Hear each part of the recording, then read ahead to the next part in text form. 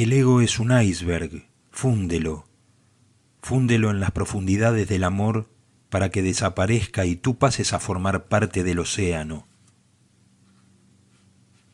Capítulo 1. El ego. ¿Qué es el ego? El ego es justo lo contrario de tu verdadero ser. El ego no eres tú, sino el engaño creado por la sociedad para que te entretengas con esa baratija y no te plantees preguntas sobre lo verdadero. Por eso insisto tanto en que a menos que te liberes del ego, jamás llegarás a conocerte. Naciste con tu auténtico ser, después empezaron a crearte un falso ser. Eres cristiano, eres católico, blanco, alemán, perteneces a la raza elegida por Dios, estás destinado a dominar el mundo, etc. Crean una falsa idea de quién eres, te ponen nombre y en torno a ese nombre crean ambiciones, condicionamientos.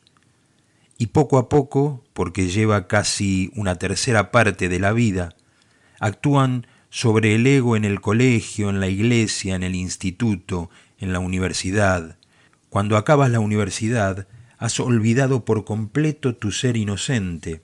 Eres un gran ego que ha superado la universidad con matrícula de honor y está preparado para salir al mundo.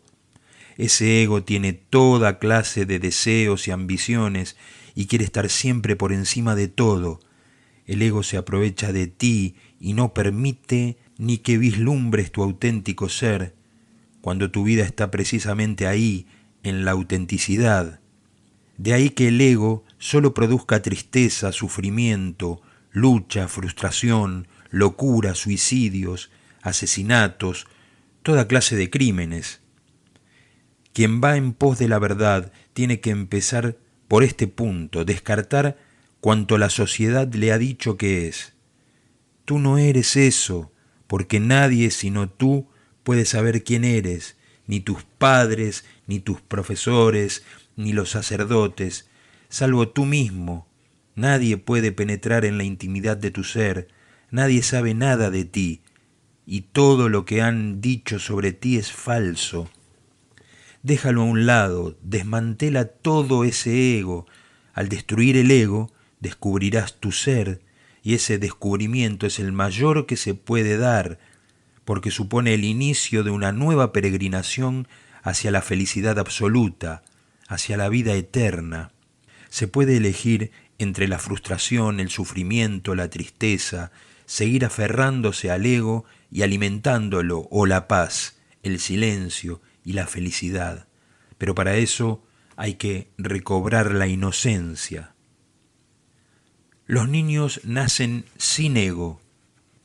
Los niños nacen sin ego. El ego lo enseñan la sociedad, la religión, la cultura. Seguramente habréis observado a los niños pequeños. No dicen tengo hambre. Si el niño se llama Bob, dirá Bob tiene hambre, Bob quiere ir al baño. No tiene sentido del yo. Se refiere a sí mismo en tercera persona. Bob es como la gente lo llama, y él se llama a sí mismo Bob. Pero llegará un día, cuando empiece a hacerse mayor, le enseñaréis que eso no está bien. Bob es como te llaman los demás. Tú no tienes que llamarte Bob a ti mismo. Tienes una personalidad distinta y tienes que aprender a decir yo. El día en que Bob se convierte en yo, pierde la realidad del ser y cae en lo oscuro del abismo del delirio. En cuanto empieza a referirse a sí mismo como yo, se pone en funcionamiento una energía completamente distinta. El yo quiere crecer, fortalecerse, quiere esto, lo otro, quiere elevarse cada vez más en el mundo de las jerarquías, siente el imperativo de conquistar más y más territorios. Si alguien tiene un yo mayor que el tuyo, te crea un complejo de inferioridad. Haces todos los esfuerzos posibles por demostrar que yo soy superior a ti, yo soy más santo que tú, yo soy más grande que tú. Dedicas tu vida entera a algo absurdo que ni siquiera existe. Inicias un sendero de sueños y seguirás avanzando por él, haciendo crecer tu yo cada día más, lo que te creará la mayor parte de tus problemas. Incluso Alejandro Magno tenía enormes problemas. Su yo interno quería ser el conquistador del mundo y casi llegó a conquistarse. Digo casi por dos razones. En su época no se conocía la mitad del mundo, por ejemplo América, y además entró en la India, pero no la conquistó, tuvo que retirarse. No era muy mayor, solo tenía 33 años, pero durante aquellos 33 años se había limitado a pelear, se había puesto enfermo, aburrido de tanta batalla, de tanta muerte, de tanta sangre, quería volver a su patria para descansar y ni siquiera logró eso.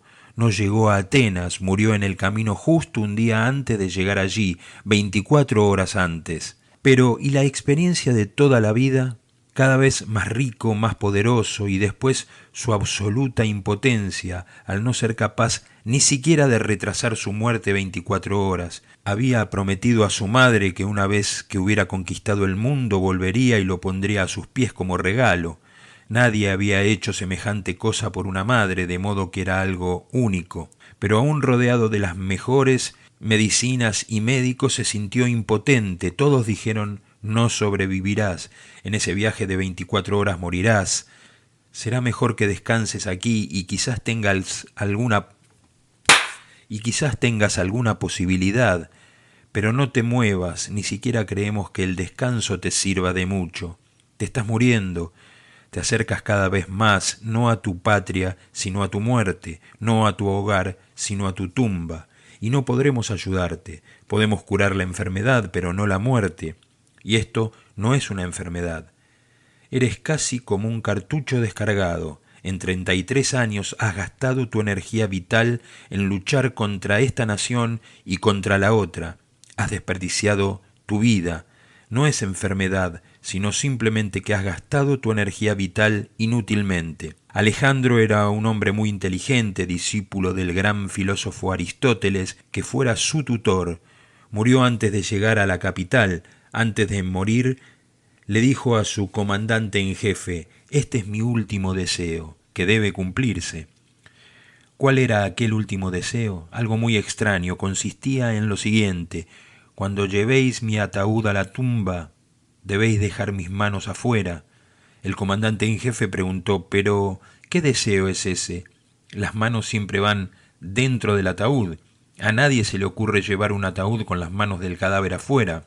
Alejandro replicó: no tengo muchas fuerzas para explicártelo, pero para abreviar, lo que quiero es mostrar al mundo que me voy con las manos vacías. Pensaba que era cada día más grande, más rico, pero en realidad era cada día más pobre.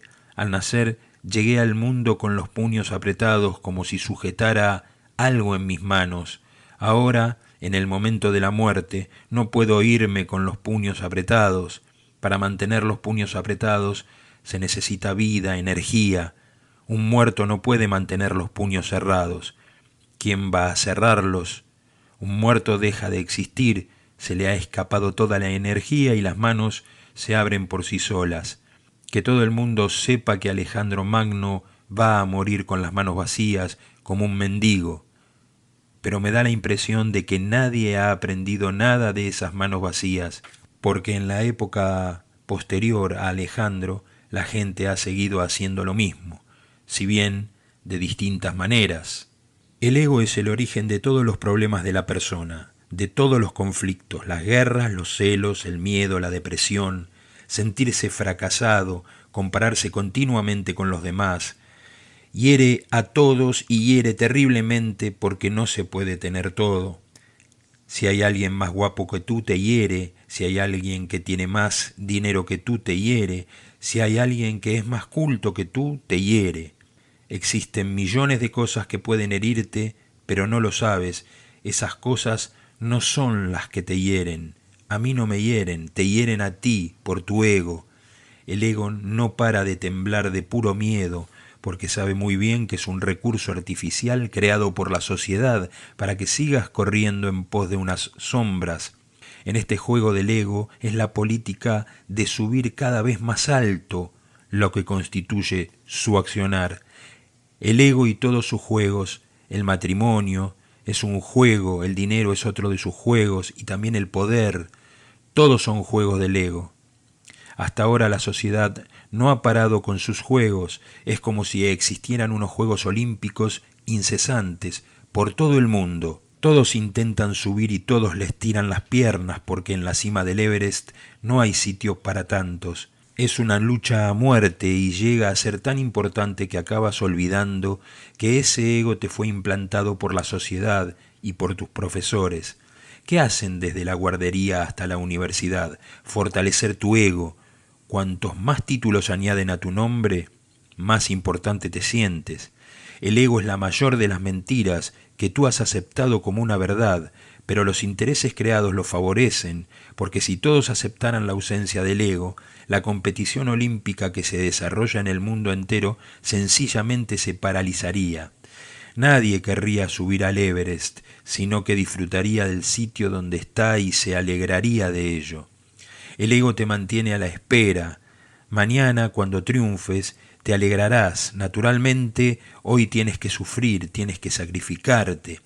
Si quieres triunfar mañana, tienes que sacrificarte hoy. Has de merecer el triunfo, y para eso haces toda clase de ejercicios. Solo es cuestión de sufrir durante algún tiempo y después te alegrarás. Pero ese mañana nunca llega, nunca ha llegado. Mañana simplemente significa lo que nunca llega. Supone retrasar la vida, una estrategia estupenda para seguir sufriendo. El ego no puede sentir alegría en el presente, no puede existir en el presente, solo existe en el futuro, en el pasado, es decir, en lo que no es. El pasado ya no existe, el futuro aún no existe, ambos carecen de existencia. El ego solo puede existir con lo no existente, porque en sí mismo no existe. En el momento puramente presente no hallarás ningún ego en tu interior, sino una alegría silenciosa, una nada silenciosa y pura. La idea de un centro separado constituye la raíz del ego. Cuando un niño nace, llega al mundo sin un centro propio. Durante los 9 meses en el vientre de la madre funciona con el centro de la madre como el suyo propio, no está separado. Después nace, entonces resulta práctico considerar que se tiene un centro separado, propio. En otro caso la vida será muy difícil, casi imposible. Para sobrevivir y para luchar por sobrevivir en la batalla de la vida, todos necesitan cierta noción de quiénes son y nadie tiene ni idea. En realidad nadie puede tenerla, porque en lo más profundo somos un misterio, no podemos tener ninguna idea al respecto. En lo más profundo no somos individuos, sino universales. Por eso, si le preguntas a Buda ¿quién eres?, guardará silencio y no contestará. No puede hacerlo porque él ha dejado de ser un individuo. Es la totalidad, pero en la vida cotidiana incluso Buda tiene que emplear la palabra yo. Si tiene sed dirá tengo sed. Ananda, tráeme un poco de agua, tengo sed. Por eso sigue empleando la significativa manera de la primera persona, el yo. A pesar de ser ficticia, también tiene sentido, pero hay muchas ficciones con sentido. Por ejemplo, el nombre que nos ponen a cada uno. Eso es una ficción.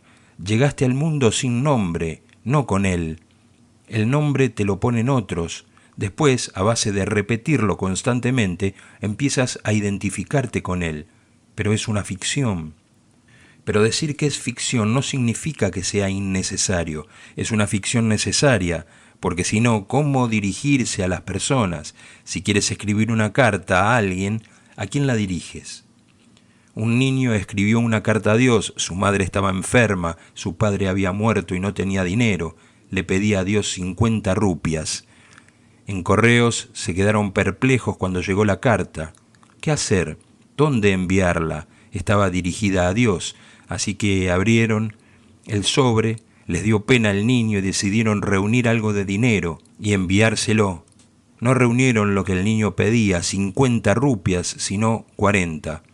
Llegó una segunda carta también dirigida a Dios y en ella el niño había escrito lo siguiente: estimado señor, por favor, la próxima vez, mándame el dinero directamente a mí, no a Correos.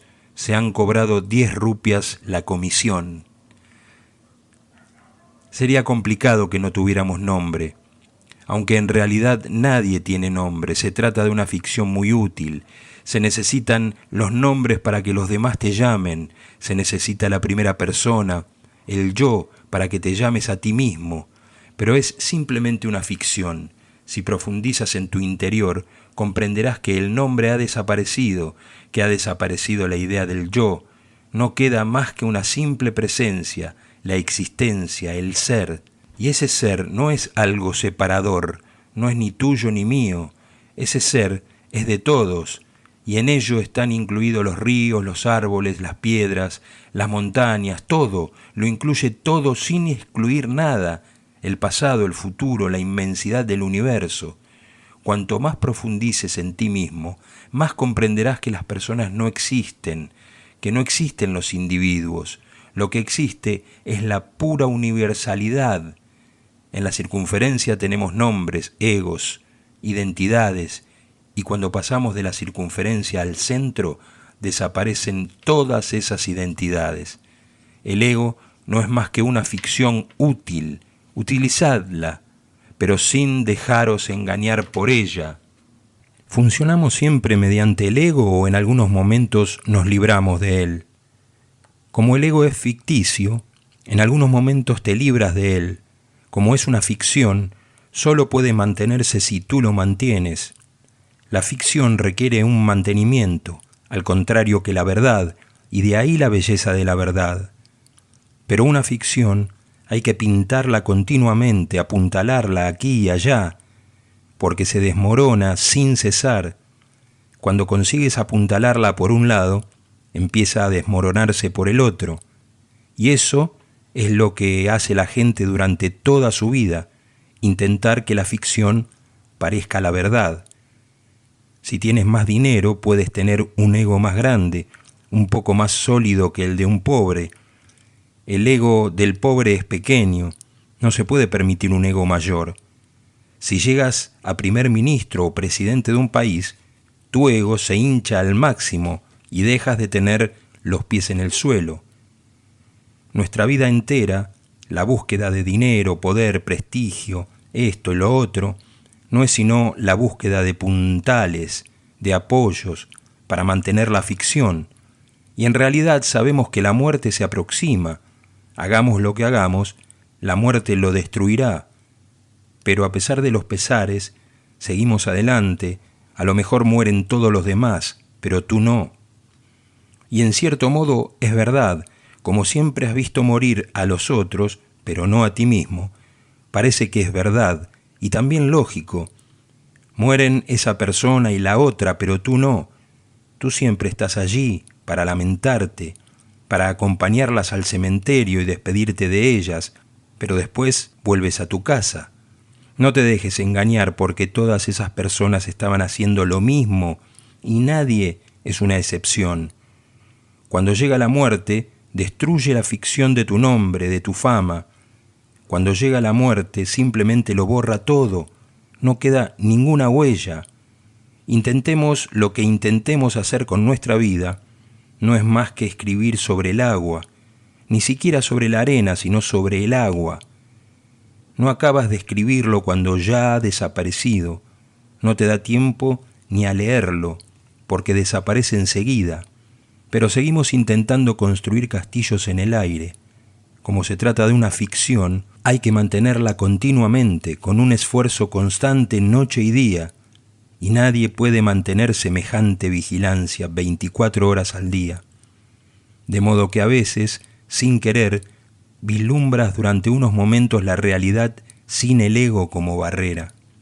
Sin la pantalla del ego se viven ciertos momentos especiales, aunque tú no lo quieras. Recuérdalo, todo el mundo experimenta esos momentos de vez en cuando. Por ejemplo, cuando alguna noche duermes profundamente, tan profundamente que no tienes sueños, el ego desaparece, desaparecen todas las ficciones. El acto de dormir profundamente, sin sueños, es como una muerte en pequeño. Cuando se duerme sin soñar, el ego desaparece por completo, porque cuando no se piensa, no se sueña. ¿Cómo seguir adelante con una ficción? pero mientras dormimos pasamos muy poco tiempo sin soñar. En 8 horas de sueño sano, ese lapso no sobrepasa las 2 horas, pero ese tiempo nos revitaliza. Si dormimos 2 horas profundamente sin soñar, a la mañana siguiente nos sentimos renovados, vivos. La vida vuelve a resultar emocionante, el día parece un regalo. Todo parece nuevo porque nos hemos renovado, y todo parece maravilloso porque estamos en un espacio maravilloso. ¿Qué ocurre en esas 2 horas en las que dormimos profundamente? Lo que Patanjali y el yoga denomina sushupti, dormir sin soñar, que desaparece el ego y con esa desaparición del ego te revitalizas, rejuveneces. Al desaparecer el ego, incluso en un estado de profunda inconsciencia, se nos concede una idea de Dios. Según el Patanjali, no existe gran diferencia entre el sushupti, el dormir sin soñar, y el samadhi, el estado último que alcanza Buda. No existe gran diferencia, pero sí existe. Radica en la conciencia. Al dormir sin soñar, se está inconsciente. En el samadhi se está consciente, pero es el mismo estado. Nos acercamos a Dios, al centro universal. Desaparecemos de la circunferencia y vamos al centro, y ese contacto con el centro nos rejuvenece. Como el ego es una ficción, a veces desaparece. El momento más importante es cuando se duerme sin soñar, y por eso hay que tenerlo muy en cuenta y no perdérselo por ningún motivo. La segunda gran fuente de las experiencias carentes de ego es el sexo, el amor. Ha sido destruido por los sacerdotes, lo han condenado y ha dejado de ser una experiencia tan importante. Lleva tanto tiempo condenando que ha condicionado la mente de los seres humanos. Incluso cuando están haciendo el amor, en el fondo saben que están haciendo algo malo y la culpa asoma por alguna parte. Es algo que les ocurre incluso a los más modernos, a la generación más joven. Es posible que superficialmente te hayas rebelado contra la sociedad, que superficialmente no seas conformista, pero las cosas han calado hasta lo más profundo, y no se trata de rebelarse solo en la superficie. Puedes dejarte el pelo largo, pero eso no te va a servir de mucho. Puedes hacerte hippie y dejar de bañarte, pero no te va a servir de mucho.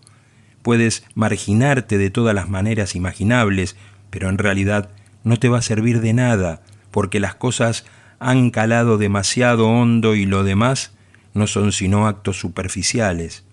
Llevan milenios diciéndonos que el sexo es el peor de los pecados, algo que ha pasado a formar parte de nuestro ser, de modo que aunque conscientemente sepas que no tiene nada de malo, el inconsciente te mantiene un tanto alejado, con miedo, cargado de culpa, y no puedes adentrarte en el sexo por completo. Cuando te internas plenamente en el acto sexual, el ego desaparece porque al llegar al culmen, al clímax, eres pura energía. La mente no puede funcionar. Se produce tal aumento de energía que la mente se pierde sin saber qué hacer. Es perfectamente capaz de funcionar en situaciones normales, pero se detiene cuando ocurre algo muy nuevo y muy vital, y el sexo es lo más vital del mundo. Si puedes profundizar en el sexo desaparece.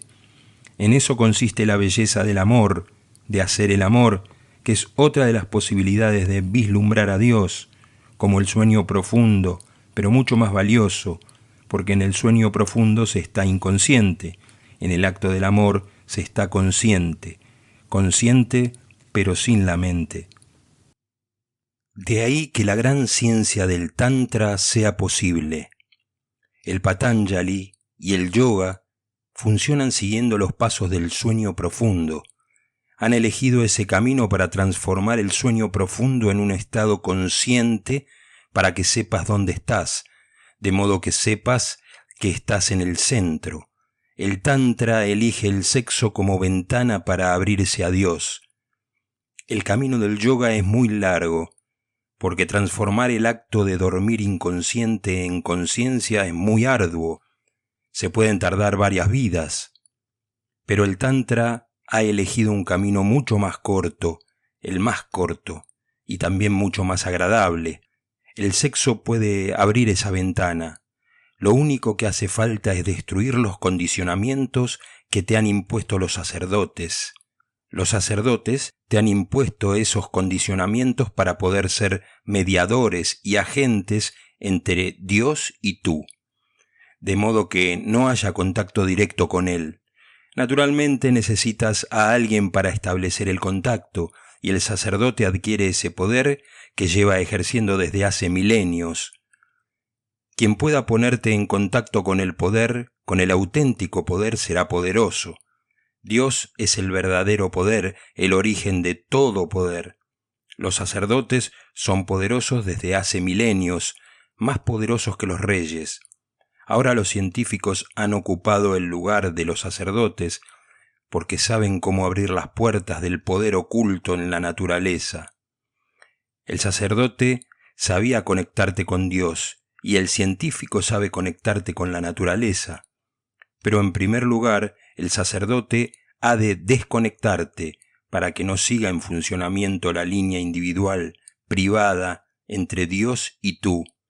Ha destrozado tus recursos internos, los ha envenenado, se hizo muy poderoso, pero la humanidad entera quedó sin deseo sexual, sin amor, culpabilizada. Hay que librarse de esa culpa. Mientras hagas el amor, piensa en la oración, en la meditación, en Dios. Mientras hagas el amor, quema incienso, canta, baila. Tu habitación debería ser un templo, un lugar sagrado, y no tienes que apresurarte en el acto del amor. Profundiza en él, saboréalo, lo más lenta y amablemente posible, y te sorprenderás porque tienes la llave. Dios no te ha traído a este mundo sin llaves, pero hay que utilizar las llaves, tienes que ponerlas en la cerradura y abrirla. El amor es otro fenómeno, uno de los que posee mayor potencial, en el que desaparece el ego y eres consciente, plenamente consciente, vibrante y palpitante. Dejas de ser un individuo, te pierdes en la energía del todo. Debes dejar que poco a poco se convierta en tu modo de vida. Lo que ocurre en el momento culminante del amor debe ser tu disciplina, no solo una experiencia, sino una disciplina. Entonces hagas lo que hagas, te dirijas a donde te dirijas, por la mañana, cuando salga el sol, tendrás la misma sensación, la misma fusión con la vida. Tumbado en el suelo, en el cielo lleno de estrellas, experimentas la misma función. Tumbado sobre la tierra, siéntete uno con la tierra. Poco a poco el acto amoroso te dará la clave para enamorarte de la existencia misma. Entonces el ego se conoce como ficción y se utiliza como tal, y si lo utilizas como ficción no hay peligro. Existen otros momentos en los que el ego desaparece por sí mismo, en momentos de gran peligro, por ejemplo. Vas al volante de un coche y de repente ves que va a ocurrir un accidente. Has perdido el control del coche y no parece haber ninguna posibilidad de que te salves. Vas a estrellarte contra un árbol o contra un camión que viene en dirección contraria, o vas a caerte a un río. Tienes la absoluta certeza. En esos momentos desaparece el ego, repentinamente. Por eso atraen tanto las situaciones peligrosas. Hay gente que escala el Everest. Es una meditación profunda y quizás lo entiendas o quizás no. El montañismo tiene gran importancia. Escalar montañas entraña riesgos y cuantos más riesgos entraña, más fascinante resulta. En esta actividad se vislumbra la ausencia del ego. Siempre que el peligro anda muy cerca, la mente se detiene.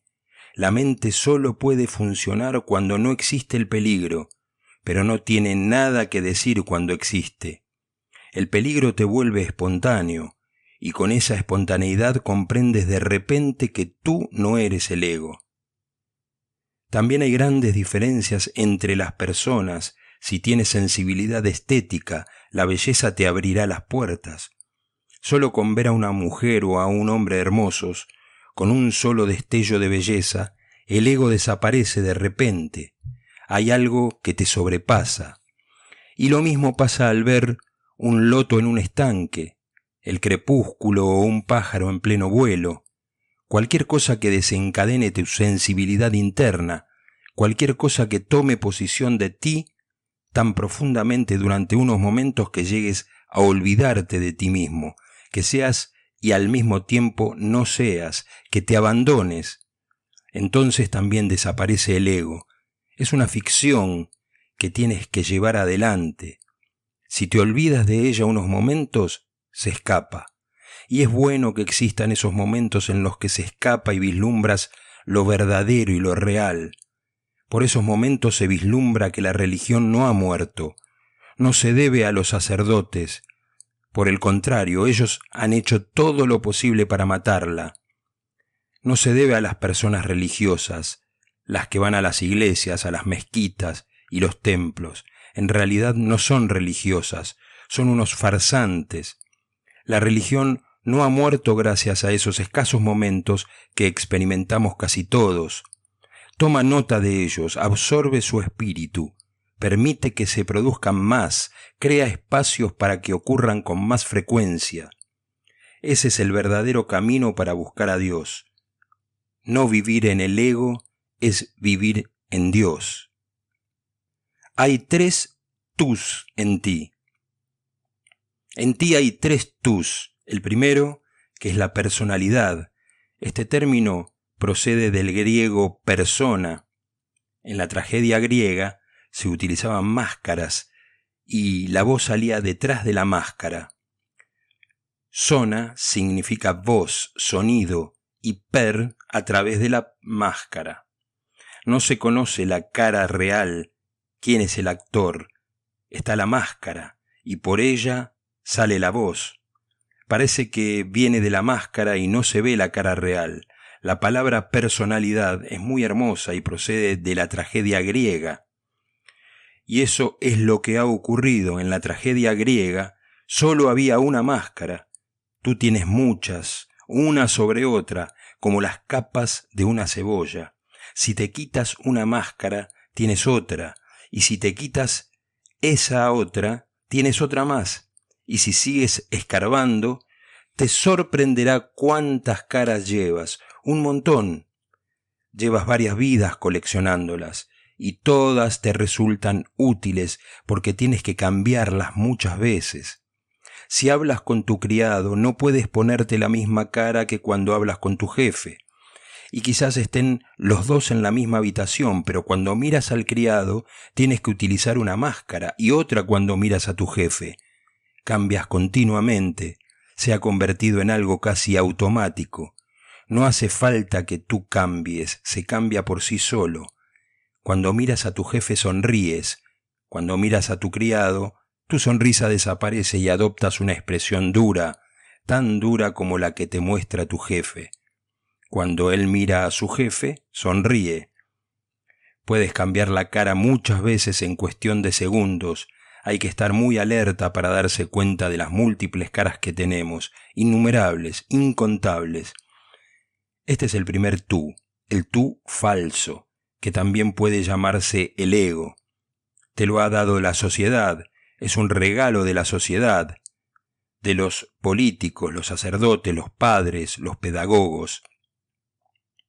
Te han dotado de múltiples caras para facilitar tu vida. Te han arrebatado la verdad y te han dado un sustituto, y a causa de esas caras sustituibles no sabes quién eres. No puedes saberlo, porque las caras son tantas y cambian con tal rapidez que no puedes fiarte ni de ti mismo. No sabes exactamente qué cara es la tuya. En realidad, ninguna de esas caras son la tuya. Y el Zen dice, a menos que conozcas tu cara original, no sabrás qué es Buda, porque Buda es tu cara original. Naciste como un Buda y estás viviendo en la mentira. Has de abandonar ese legado social. Tal es el significado del Sannyas, la iniciación.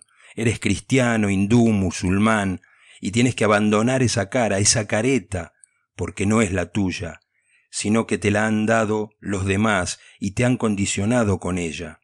A ti no te preguntaron nada, no te permitieron pedir permiso, te la impusieron por la fuerza, con violencia.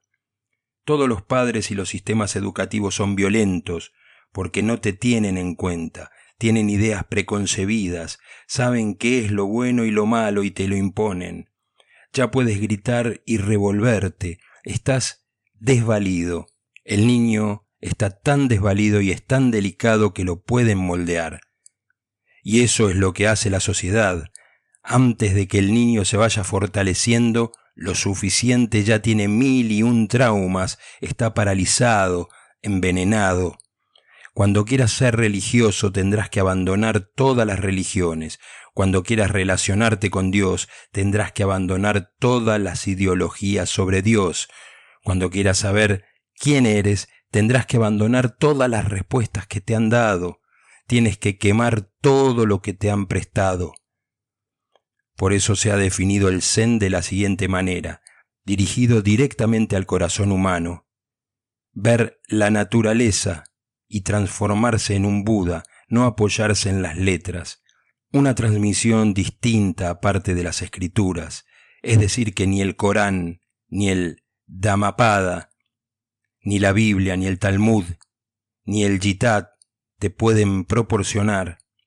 Ninguna de las escrituras sagradas te lo puede dar, y si crees en esas escrituras no alcanzarás la verdad. La verdad está en ti, y es en tu interior donde has de concentrarte y encontrarla. Ver la naturaleza y transformarse en Buda, dirigido directamente al corazón humano, no tienes que ir a ninguna parte, y como vayas a donde vayas seguirás siendo el mismo. ¿Qué sentido tiene?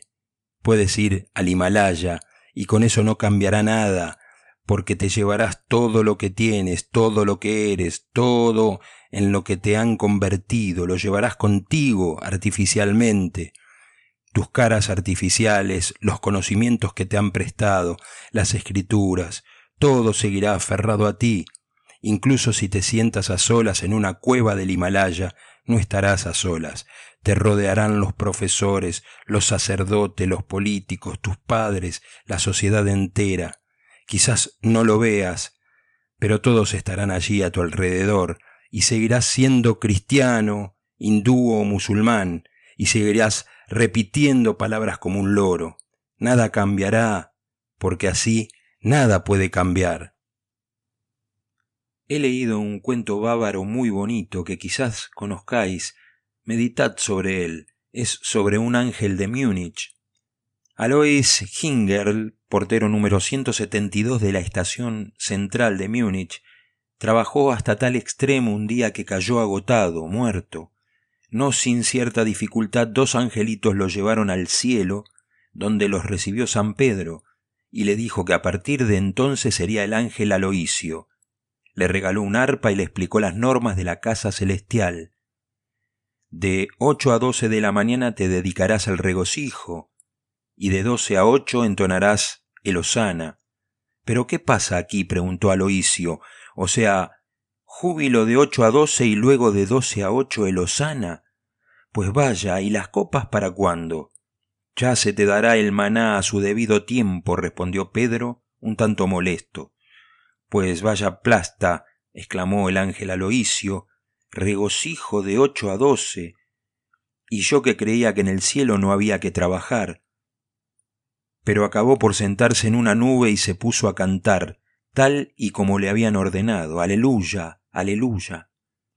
Pasó por allí un intelectual planeando. Oye tú, gritó Aloisio, nos tomamos un poquito de rapé, venga.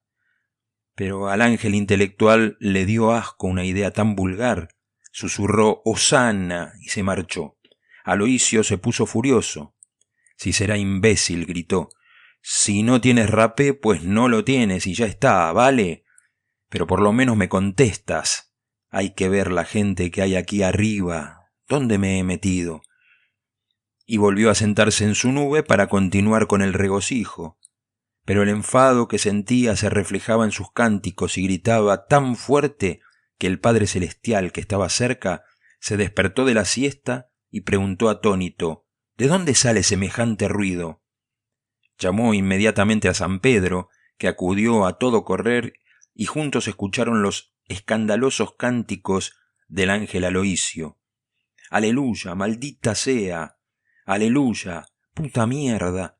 Aleluya. San Pedro llevó a rastras a Aloísio ante el Señor. El Padre Celestial se lo quedó mirando largo rato y después dijo: ya comprendo, un ángel de Múnich, justo lo que me imaginaba. Vamos a ver, ¿a qué viene tanto grito? Era precisamente lo que estaba esperando Aloísio. Estaba tan furioso que se desató. Todo esto no me gusta nada, no me gusta tener alas, no me gusta cantar hosanas, no me gusta que me den maná en vez de cerveza, y que quede una cosa clara, no me gusta cantar. San Pedro, esto no va a funcionar, dijo el Señor, pero tengo una idea, vamos a darle el trabajo de mensajero para transmitir nuestros consejos celestiales al gobierno de Baviera. Así podrá ir a Múnich un par de veces a la semana y su alma descansará en paz. Cuando Aloísio oyó aquellas palabras, se puso muy contento. Al poco tiempo le dieron el primer encargo de mensajero, llevar una carta, y bajó volando a la tierra. Cuando volvió a pisar el suelo de Múnich, se sintió realmente en el cielo, y siguiendo sus antiguas costumbres, se fue inmediatamente al bar, donde su asiento de costumbre estaba vacío esperándolo. La buena de Katy, la camarera, seguía allí, y él pidió una cerveza y otra, y allí sigue sentado todavía. Por eso el gobierno bávaro ha tenido que arreglárselas hasta el día de hoy sin la orientación divina. Vayas donde vayas, serás tú mismo en el cielo o en el Himalaya. No puede ser de otra manera. El mundo no está fuera de ti, tú eres el mundo. De modo que vayas a donde vayas, llevarás el mundo contigo. El verdadero cambio que se tiene que producir no es de lugar, no tiene que producirse afuera, sino adentro. ¿A qué me refiero con el verdadero cambio? No me refiero a que tengas que mejorar, porque mejorar es otra mentira. Mejorar significa que continuarás puliendo tu personalidad. Puede llegar a ser maravillosa, pero recuerda que cuanto más maravillosa, más peligrosa, porque más difícil te resultará desprenderte de ella. Por eso a veces un pecador se transforma en santo, pero las personas respetables nunca se transforman. No pueden, porque tienen una personalidad muy valiosa, con muchos adornos, muy pulida, y ha invertido mucho en esa personalidad. Su vida entera ha sido una especie de continua pulimentación. Les costaría demasiado abandonar esa maravillosa personalidad. Un pecador sí puede hacerlo, porque no ha invertido nada en ella, aún más, está harto de ella, de tan fea como es. Pero, ¿cómo podría desprenderse tan fácilmente una persona respetable, con tantas recompensas como le ha dado, con tantos beneficios como le ha reportado? Con ella ha ganado respetabilidad, le ha hecho ascender, va a llegar al culmen del éxito. Le resulta muy difícil dejar de ascender por los peldaños del éxito. Es una escalera sin fin por la que se puede subir eternamente. Cuando Henry Ford estaba a punto de morir en su lecho de muerte, aún planeando nuevas industrias, nuevos negocios, alguien le dijo: «Pero si se está usted muriendo, según los médicos no vivirá más de unos cuantos días, ni siquiera están seguros de eso.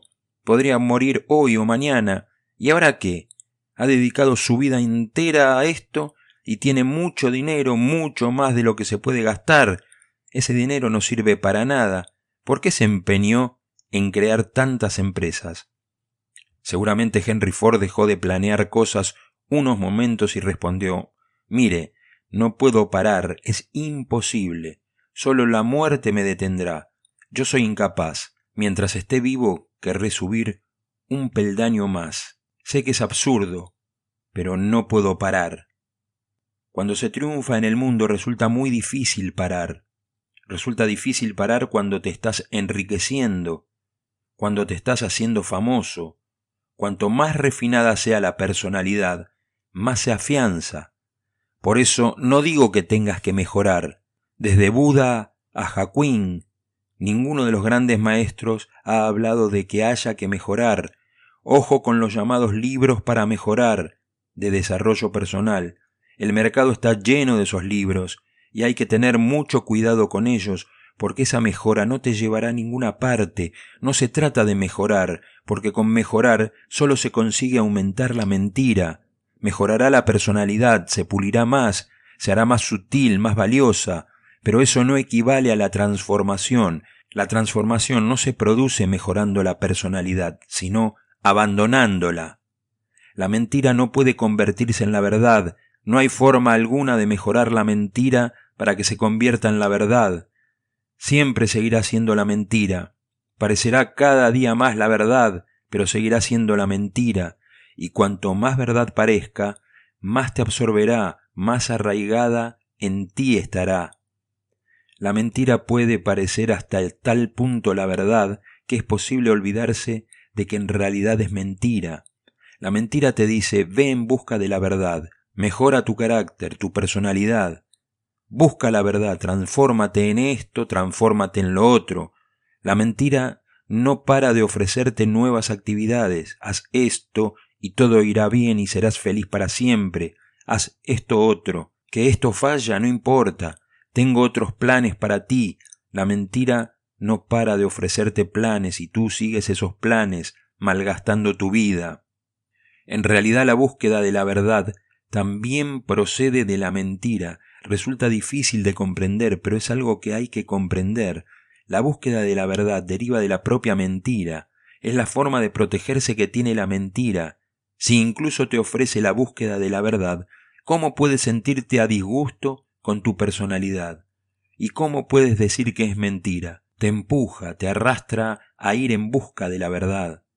Pero la búsqueda significa ir a otro sitio, mientras que la verdad está aquí y la mentira te impulsa a ir allá.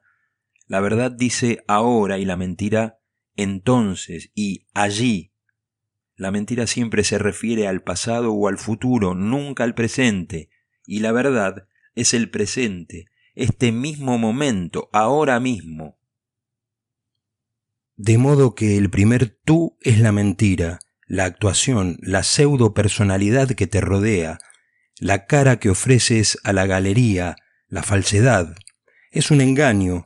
La sociedad te lo ha impuesto y tú has colaborado en ello. Tienes que dejar de colaborar con esa mentira de la sociedad, porque sólo cuando te quedas al desnudo eres tú mismo. Todos los ropajes son un invento social. Todas las ideas y las identidades que crees poseer son un invento social, algo que te han creado los demás, y tienen sus motivos para hacerlo. De esta forma se aprovechan de ti sutilmente, te explotan. La auténtica explotación no tiene un carácter económico ni político. La auténtica explotación es la psicológica. Esa es la razón por la que todas las revoluciones han fracasado. ¿Cuál es la razón? Que no han indagado en la explotación más profunda, la psicológica. Solo intentan cambiar lo superficial. Si una sociedad capitalista se vuelve comunista, no hay ninguna diferencia. Si una demócrata se convierte en dictadura, o si una sociedad dictatorial se hace democrática, da igual. No existe ninguna diferencia. Son cambios superficiales, un blanqueado, pero en lo más profundo la estructura sigue siendo la misma. ¿En qué consiste la explotación psicológica? La explotación psicológica consiste en no permitir que nadie sea uno mismo, que nadie sea aceptado tal y como es, que no se respete a nadie. ¿Cómo respetar a las personas si no las aceptamos como son? Si les impones cosas y después las respetas, lo que respetas son tus propias imposiciones. No respetas a las personas como son, no respetas su desnudez ni su espontaneidad, no respetas sus sonrisas, sus lágrimas, las lágrimas verdaderas. Solo respetas el fingimiento, las pretensiones. Lo que respetas es la actuación. Tienes que abandonar por completo este primer tú. Freud contribuyó en gran medida a que la humanidad tomara conciencia de la falsedad de la personalidad, de la mente consciente. Su revolución es mucho más profunda que la de Marx. Su revolución es mucho más profunda que ninguna otra. Profundiza mucho, pero no se extiende lo suficiente. Llega al segundo tú, al tú reprimido, instintivo, inconsciente. Se trata de todo lo que la sociedad no ha permitido, de todo lo que la sociedad ha metido a la fuerza en tu ser y allí lo tiene encerrado. Solo aparece en tus sueños, en metáforas, o cuando estás borracho, cuando no tienes control sobre ti mismo. El resto del tiempo está lejos de ti y es más auténtico, no es falso. Freud hizo mucho para que el hombre tomara conciencia de ello, y las psicologías humanistas, y sobre todo los grupos de encuentro, de desarrollo personal y similares, han contribuido enormemente a que se tome conciencia de todo lo que grita en nuestro interior, de lo que ha sido reprimido, aplastado. Y en eso consiste la parte vital. Esa es la vida real, la vida natural. Las religiones la han condenado calificándola de parte animal, la han condenado al considerarla el origen del pecado. No es el origen del pecado, sino de la vida, y no es inferior a lo consciente. Es más profunda que lo consciente, sin duda, pero no inferior. Y no hay nada de malo en lo animal. Los animales son hermosos como los árboles, viven desnudos, con sencillez. Aún no los han destruido los sacerdotes y los políticos, aún forman parte de Dios. Solo el ser humano se ha extraviado. El hombre es el único animal anormal sobre la faz de la tierra, mientras que los demás animales son normales. De ahí su alegría, su belleza, su salud, de ahí su vitalidad. ¿No os habéis fijado? ¿No habéis sentido envidia al ver un pájaro en pleno vuelo? Cuando un ciervo corre a toda velocidad por el bosque, ¿no habéis sentido envidia de esa vitalidad, de la pura alegría, de la energía? Y con los niños, ¿no habéis sentido envidia de los niños? Quizás por la envidia condenáis el infantilismo una y otra vez. ¿Cuánta razón tiene Montag al afirmar que en lugar de decir no seas infantil, deberíamos empezar a decir no seas adultil? Tiene toda la razón del mundo y yo estoy de acuerdo con él. Un niño es hermoso, mientras que un adulto es la falsedad misma. El adulto deja de fluir, se bloquea, se queda inmóvil, como muerto, pierde brío, pierde entusiasmo, se limita a arrastrarse, se aburre, no tiene sentido del misterio, nunca se sorprende de nada, porque ha olvidado el lenguaje del asombro. Para él ya no existe el misterio, dispone de muchas explicaciones, pero el misterio ya no existe para él. Por consiguiente, ha perdido la poesía, la danza y todo lo que da significado a la vida, todo lo que aporta el sabor de la vida. Este segundo tú es mucho más valioso que el primero, y precisamente por eso me opongo a todas las religiones, a todos los sacerdotes, porque se aferran al primero, al más superficial. Vayamos al segundo, pero el segundo tampoco supone el final, y ahí es donde Freud se queda corto, como también se queda corta la psicología humanista. Si bien profundiza un poco más que Freud, no profundiza lo suficiente como para llegar al tercer tú. En ti existe un tercer tú, el tú auténtico, la cara verdadera, que sobrepasa los túes primero y segundo, lo trascendental, la budidad, la conciencia pura, sin fisuras, sin divisiones. El primer tú tiene un carácter social, el segundo natural, el tercero divino. Y un momento, no digo que el primero no resulte útil. Si existe el tercero, el primero se puede emplear. Si existe el tercero, también se puede emplear el segundo, pero siempre y cuando exista el tercero. Si el centro funciona, también irá bien la periferia, porque la circunferencia estará en su sitio, pero si solo tenemos el centro, sin la circunferencia, todo acabará en una especie de muerte. Eso es lo que ha ocurrido con el ser humano. Por eso tantos pensadores occidentales sostienen que la vida carece de sentido. No es así. Solo se debe a que se ha perdido el contacto con el origen del sentido, del significado. Es como si un árbol perdiera el contacto con sus raíces, entonces no habría flores, empezaría a desaparecer el follaje, se caerían las hojas y no brotarían las hojas nuevas, y entonces la savia deja de fluir, deja de existir la vida, el árbol se muere.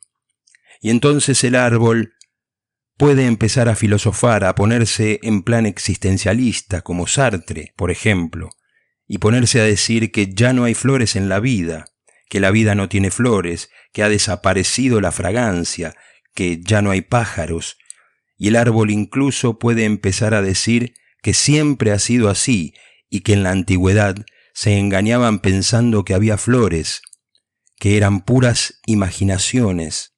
Siempre ha sido así, la primavera nunca ha llegado, son fantasías de la gente, son fantasía de los budas, que si crecen las flores, que si reina la alegría y sale el sol y aparecen los pájaros. No hay nada, todo es oscuridad, todo es fortuito y nada tiene sentido. El árbol podría decir esto, y la verdad no es que nada tenga sentido, que ya no haya flores, que las flores no existan, que la fragancia sea pura imaginación, sino sencillamente que el árbol ha perdido contacto con sus propias raíces. A menos que eches raíces en la budidad, no florecerás, no cantarás, no sabrás en qué consiste la fiesta. ¿Y cómo se puede conocer a Dios si no se sabe lo que es festejar? Si os habéis olvidado de bailar, ¿cómo vais a orar? Si os habéis olvidado de cantar y de amar, Dios ha muerto. Esto no significa que Dios esté muerto, sino que está muerto en vosotros, en ti. Tu árbol se ha secado, ha desaparecido la savia. Tendrás que volver a encontrar raíces. ¿Y dónde encontrar esas raíces? Hay que encontrarlas aquí y ahora.